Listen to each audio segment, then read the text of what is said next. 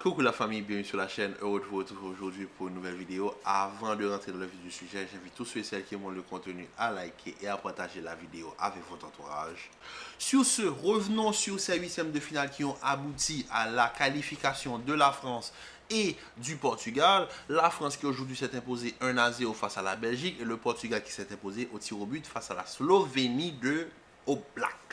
Donc, on va commencer respectivement par le match de la France. La France qui aujourd'hui a joué un match assez spécial, parce que je pense que c'est le terme adéquat pour ce match. Parce que franchement, je me demande déjà de base qu'est-ce que les deux entraîneurs ont dans leur tête. Parce que avec tout le respect que je vous dois, Didier Deschamps et Tedesco, je suis désolé, mais vous vous moquez des gens. Deschamps de base, tu changes de système à chaque match. Donc, où est la cohérence footballistique sur le terrain? Où est la cohérence de changer de système à chaque match? Aujourd'hui, Didier Deschamps est venu avec un 4-1-2-1-2, mode Real Madrid activé, Mbappé, Thuram en pointe, Griezmann en support et un milieu de terrain qui refuse de changer, Rabiot, Kanté, Chouameni. Pas de problème. Pas de problème. Donc, Didier Deschamps a trouvé adéquat de changer son système en huitième de finale face à la Belgique. Et la Belgique, qu'est-ce qu'ils ont fait? Eux aussi, je ne vais pas dire qu'ils prennent des gens pour des cons, mais bon, M. Tedesco a décidé de sacrifier De Bruyne, qui est le meilleur milieu relayeur du monde, afin de le faire jouer dans double pivot avec Onana. Et je me demande encore, après avoir vu les deux matchs, après avoir analysé mes notes et analysé les matchs, je me dis, où est la pertinence de sacrifier l'un des meilleurs joueurs du monde lors d'un huitième de finale de Coupe d'Europe des Nations? Parce que franchement, je cherche encore la pertinence de mettre De Bruyne plus bas sur le terrain.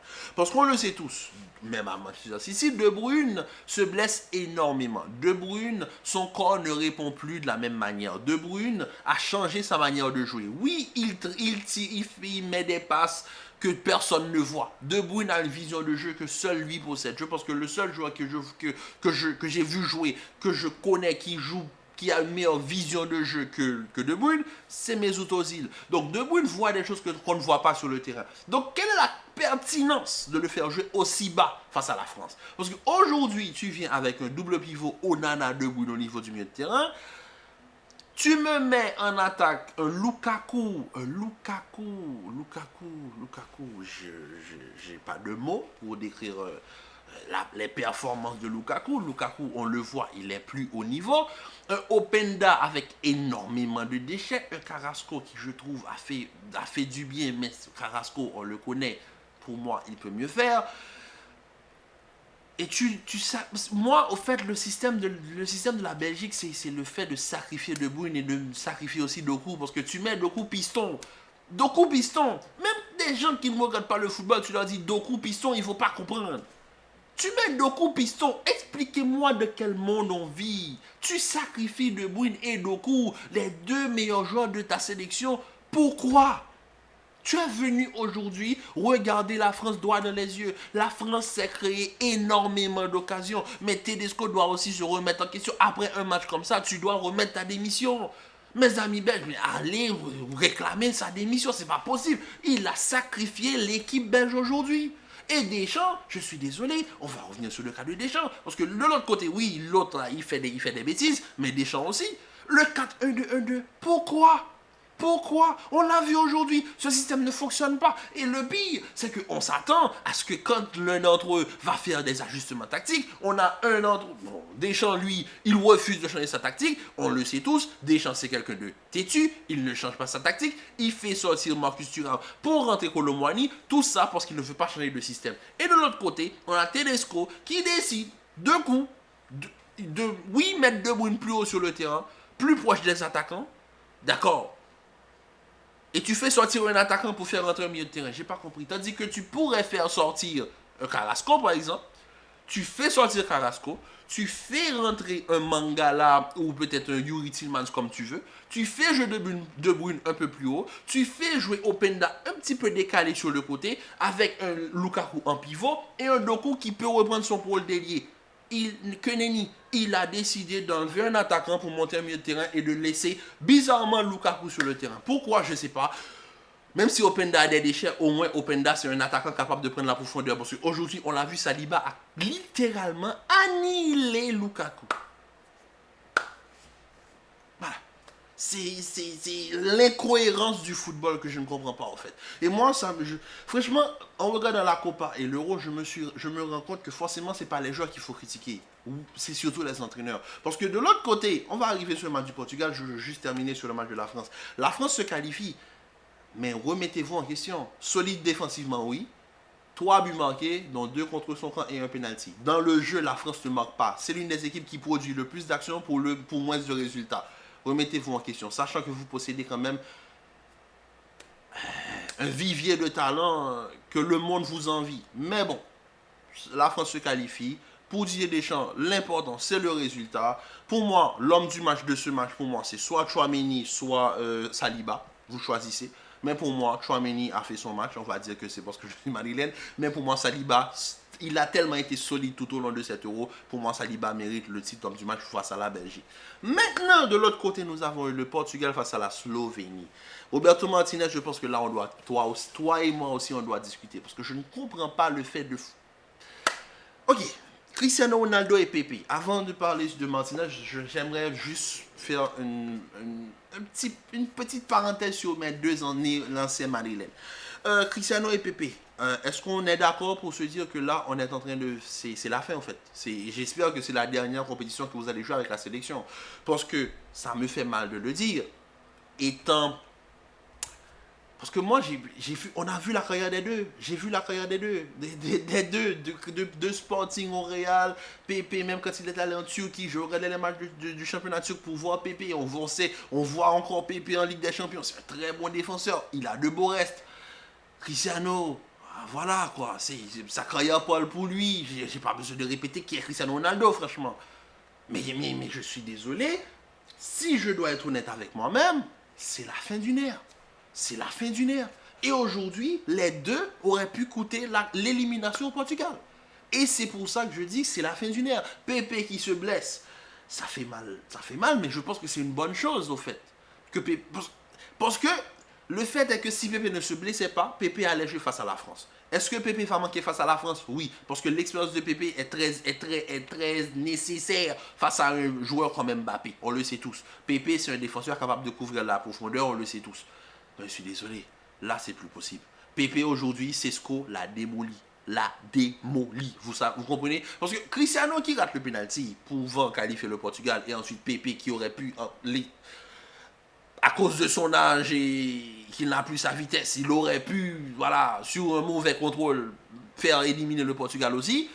Comment vous dire que j'espère que c'est la fin en fait. J'espère que c'est la dernière compétition et que cette génération-là, voilà, ils vont tout faire pour que les deux vétérans partent de la meilleure des manières. Parce que je suis désolé, aussi, Cristiano Ronaldo, à son âge, 39 ans, mais mon Dieu, je suis désolé, c'est pas possible, c'est pas possible. Et là, j'ai envie d'atterrir sur Roberto Martinez parce que j'utilise les joueurs comme des ponts. Mais Martinez, tu devrais faire sortir Cristiano Ronaldo, c'est pas possible. Cristiano Ronaldo, on le voit. On le voit, j'ai jamais vu un Cristiano aussi anxieux dans une obligation de marquer des buts. Mais frérot, t'as 39 ans, tu es déjà en sélection. Remercie le ciel que tu sois encore en condition pour jouer en sélection. C'est pas nécessaire de marquer des buts. Le but est de gagner avant tout. Le Portugal joue un très beau football. Mais tous, pour te faciliter la tâche, un entraîneur comme Roberto Martinez a l'audace de faire sortir Vitinha pour monter Jota, parce qu'on sait tous que Cristiano Ronaldo, c'est un joueur exigeant. C'est un joueur qui est exigeant dans le système pour lequel il doit évoluer. Cristiano Ronaldo non seulement doit recevoir des centres, aujourd'hui il en a reçu beaucoup, et Cristiano Ronaldo, on va revenir un petit peu sur son match, mais je suis désolé, tu fais rentrer Jota parce qu'il te faut un joueur plus proche de Cristiano Ronaldo. On le sait tous, Cristiano a besoin de second. Et pour ça, tu sacrifies Vitinha. Vitinha qui, pour moi, faisait un bon match. Pour moi, Vitinha ne devait pas sortir du match. Bruno Fernandes, aujourd'hui, j'ai pas joué un très mauvais match. Tout ça parce qu'il ne pouvait pas être trop proche de Cristiano Ronaldo. Et ensuite, les latéraux. Mais j'ai rarement vu Cancelo mentalement aussi affecté. Parce que oui, la Slovénie, ça se salue. La performance défensive qu'ils ont fait aujourd'hui, c'était solide. Mais je suis désolé, ça ne peut pas rentrer dans ta tête. Parce que mentalement, la Slovénie a gagné le match. Mentalement, ils ont gagné le match. Aujourd'hui, j'ai vu Cristiano Ronaldo. Cristiano Ronaldo, on le connaît tous. Les centres, mais pour lui, c'est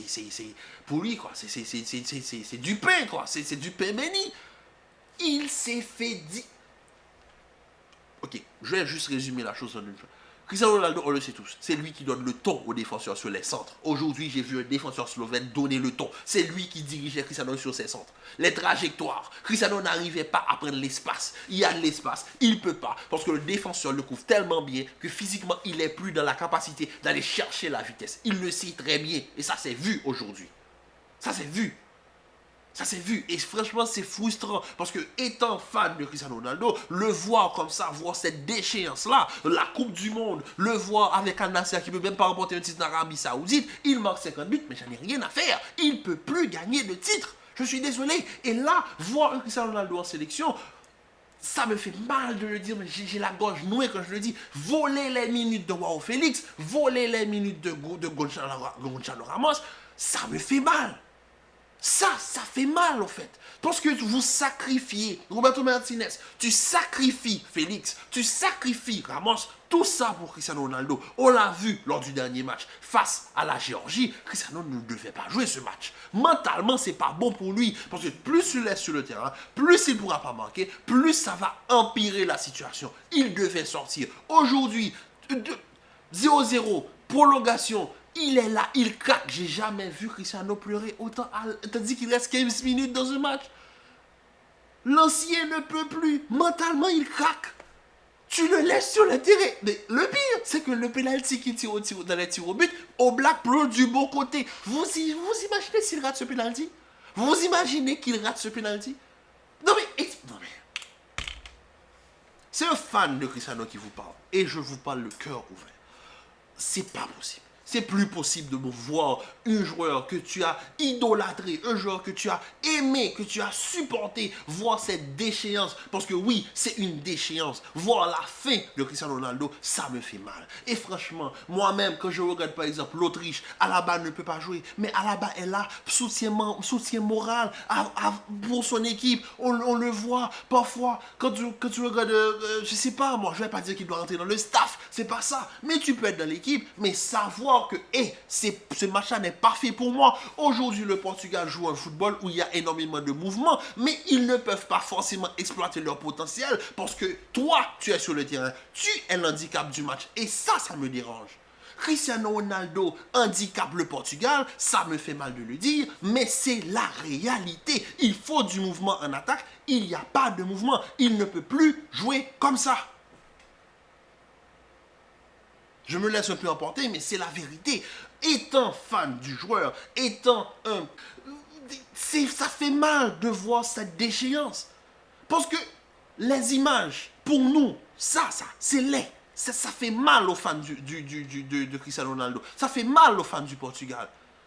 Et voir d'autres personnes utiliser ces images pour se moquer, ça nous fait encore plus mal. Même pour tes fans, c'est compliqué maintenant.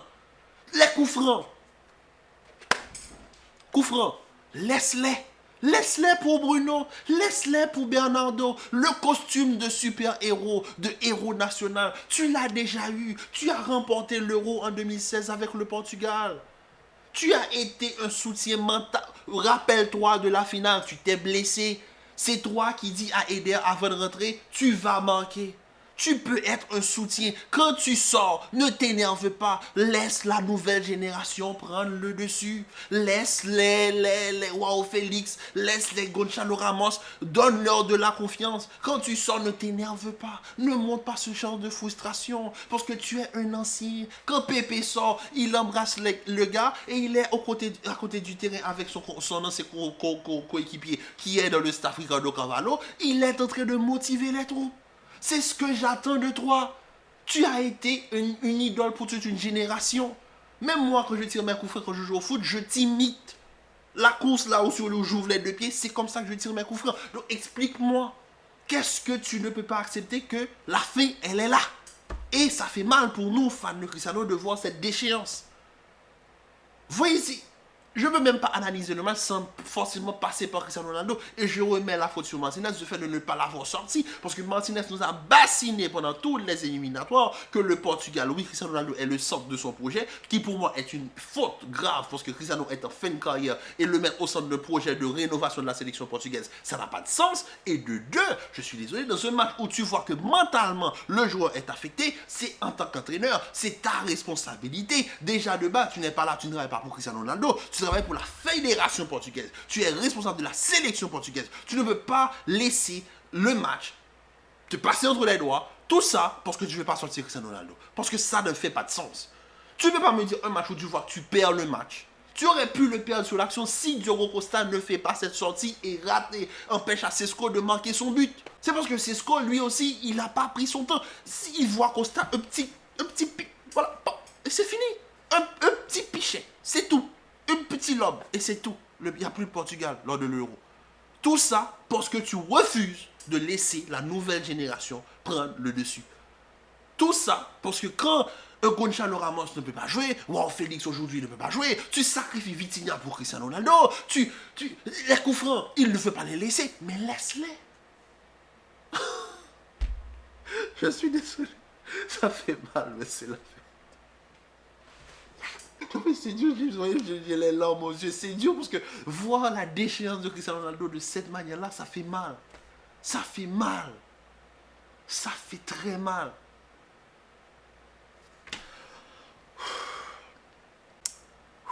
En tout cas.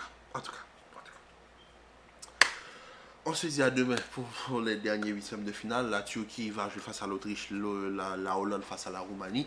Donc à demain pour une nouvelle vidéo. Commentez, likez, partagez, restez en paix, en santé, prenez soin de vous et on se dit à demain pour une nouvelle vidéo.